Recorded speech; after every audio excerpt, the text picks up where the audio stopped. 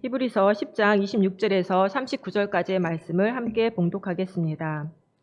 우리가 진리를 아는 지식을 받은 후 짐짓 죄를 범한즉 다시 속죄하는 제사가 없고 오직 무서운 마음으로 심판을 기다리는 것과 대적하는 자를 태울 맹렬한 분만 있으리라. 모세의 법을 폐한 자도 두세 증인으로 말미암아 불쌍히 여김을 받지 못하고 죽었거든. 하물며 하나님의 아들을 짓밟고 자기를 거룩하게 한 언약의 피를 부정한 것으로 여기고 은혜의 성령을 욕되게 하는 자가 당연히 받을 형벌은 얼마나 더 무겁겠느냐. 너희는 생각하라. 원수 갚는 것이 내게 있으니 내가 갚으리라 하시고 또 다시 주께서 그의 백성을 심판하리라 말씀하신 것을 우리가 아노니 살아계신 하나님의 손에 빠져 들어가는 것이 무서울진저 전날에 너희가 빚을 받은 후에 고난의 큰 싸움을 견디어낸 것을 생각하라. 혹은 비방과 환난으로서 사람에게 구경거리가 되고 혹은 이런 형편에 있는 자들과 사귀는 자가 되었으니 너희가 갇힌 자를 동정하고 너희 소유를 빼앗기는 것도 기쁘게 당한 것은 더 낫고 영구한 소유가 있는 줄 알미라. 그러므로 너희 담대함을 버리지 말라. 이것이 큰 상을 얻게 하느니라. 너희에게 인내가 필요함은 너희가 하나님의 뜻을 행한 후에 약속하신 것을 받기 위함이라. 잠깐 후면 오시리가 오시리니 지체하지 아니하시리라. 나의 의인은 믿음으로 말미암아 살리라. 또한 뒤로 물러가면 내 마음이 그를 기뻐하지 아니하리라 하셨느니라. 우리는 뒤로 물러가 멸망할 자가 아니요 오직 영혼을 구원함에 이르는 믿음을 가진 자니라. 아멘. 이 히브리서를 읽는 독자들에게는 두 가지 문제점이 있었습니다. 하나는 예수를 중심으로 한 진리의 문제입니다. 예수를 믿음으로 새 언약 백성이 되었지만 여전히 존재하는 죄의 실제와 또 그로 인한 양심의 문제를 해결해야만 했습니다.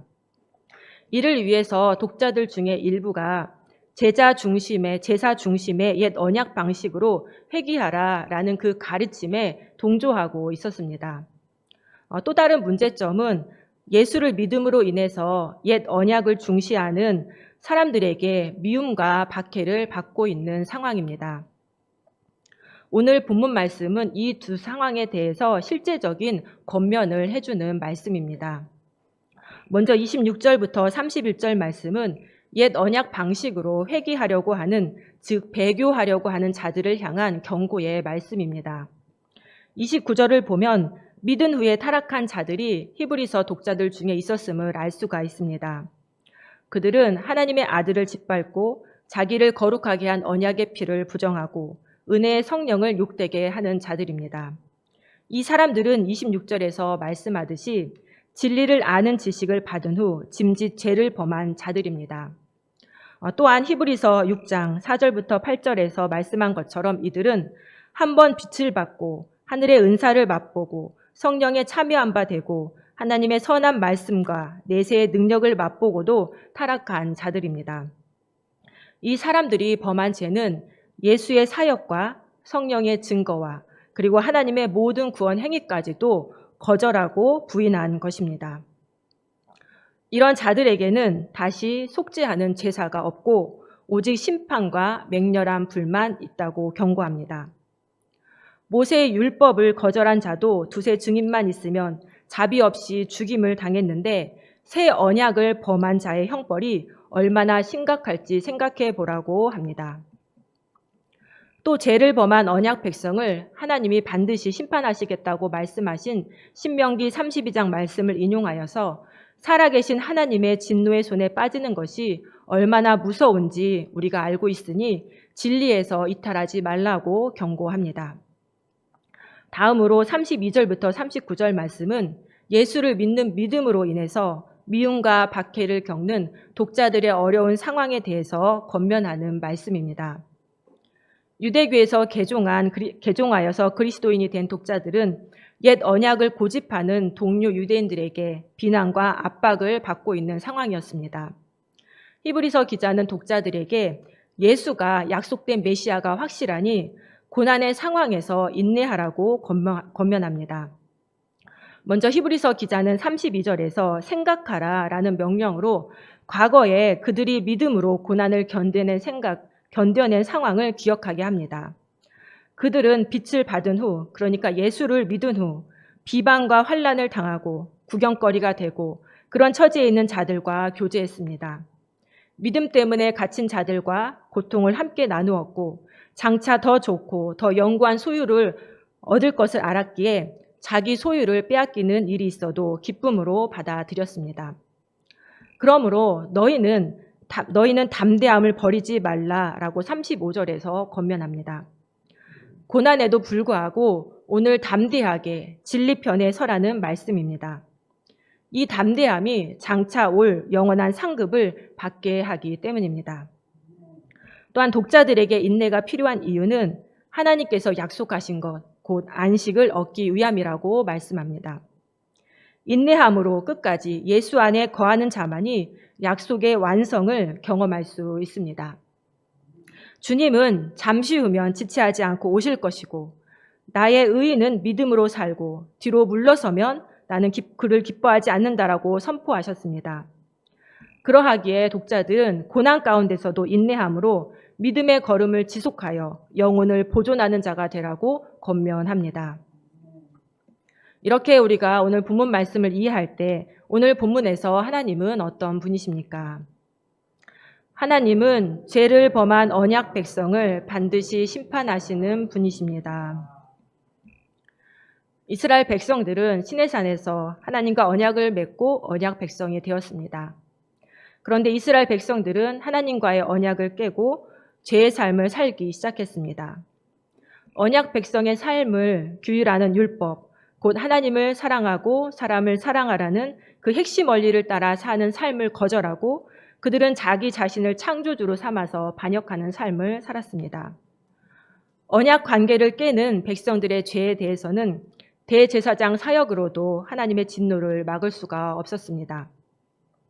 언약은 피, 곧 생명으로 계약한 것이기에 그 관계를 지킬 법적 의무가 있고 어느 한쪽이 그 관계를 깨면 다른 쪽이 관계를 깬 쪽을 심판할 수 있습니다. 언약 백성인 이스라엘이 먼저 언약을 깼기에 하나님께서는 당연히 이스라엘을 심판하셔야 했고 실제로 이스라엘은 하나님의 심판을 받아 멸망하였습니다. 이렇게 옛 언약을 깨고 죄를 범한 이스라엘 백성들을 심판하셨던 것처럼 새 언약 백성도 예외가 아니라는 것입니다.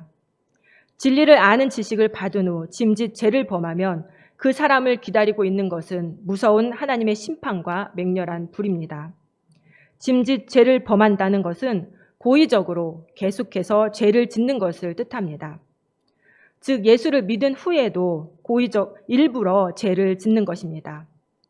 이것이 곧 하나님의 아들을 짓밟고 언약의 피를 부정하고 은혜의 성령을 욕되게 하는 것입니다. 예수를 부인하고 욕하고 믿음을 저버리는 것만이 배교가 아닙니다.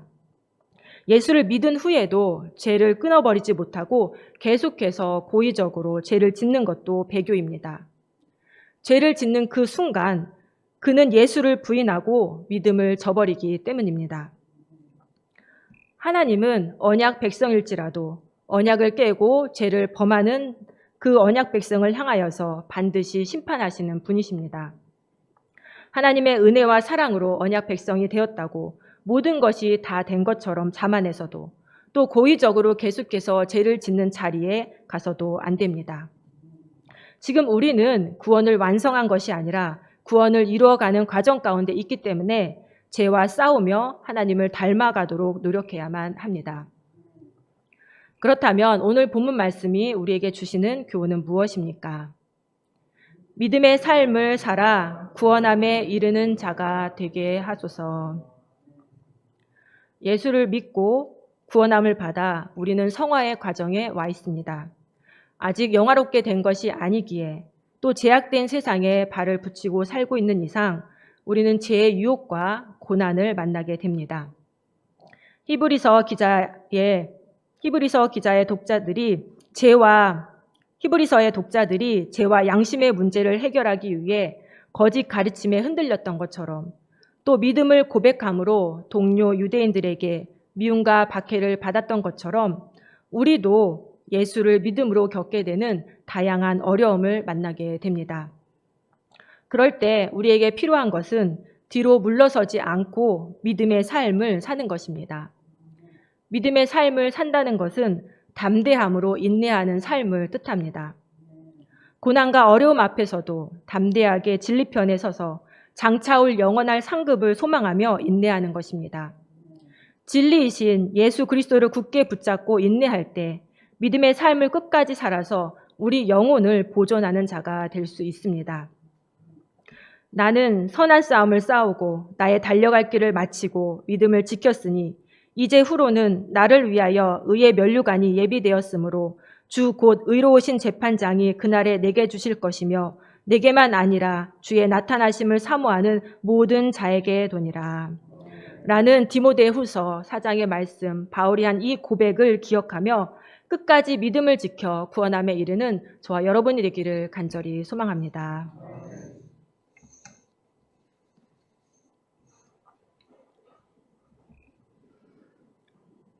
사랑의 하나님, 독생자 예수 그리스도를 통해 우리를 자녀 삼아주신 은혜에 감사드립니다. 그 은혜를 기억하며 하나님의 자녀답게 믿음으로 살기 원합니다. 죄에 대해서는 피 흘리기까지 싸우게 하옵시고 고난과 어려움 앞에서는 물러서지 않고 진리편에 서게 하옵시며 장차 받을 영원할 상급을 소망하며 인내하는 삶을 살 수 있도록 도와주시옵소서. 하나님, 우리 중에 있는 연약한 지체들을 돌보아 주시옵소서. 그들의 연약함 속에서 역사하시는 강한 하나님의 능력을 보기 원하오니 그들의 몸과 마음과 영혼을 치유하여 주시옵소서. 오늘도 정성껏 예물을 준비하여 드린 손길이 있습니다. 하나님 기쁘게 받아주시옵고 더 많은 것으로 더 좋은 것으로 응답하여 주시옵소서. 감사드리며 예수님의 이름으로 기도드립니다. 아멘.